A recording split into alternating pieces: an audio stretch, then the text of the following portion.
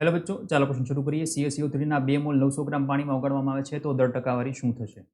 તો percentage weight by weight is equal to 2 mole કીધા છે. હવે CaCO3 નું કરીએ આપણે આણવીય દળ, તો 40 Ca માટે, કાર્બન માટે 12 અને 16 તેરી 48 ઓક્સિજન માટે. એ 100 આવશે. અને હવે મોલ કીધા છે આપણે, તો મોલ ઉપરથી આપણે વજન કરશું. કઈ રીતે?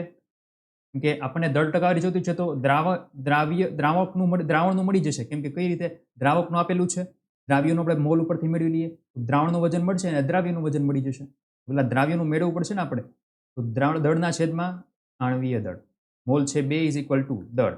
આણવીય દળ થશે 100. દળ કેટલા થશે? 200 ગ્રામ. આપણે કેનું મળ્યું? દ્રાવ્યનું દળ.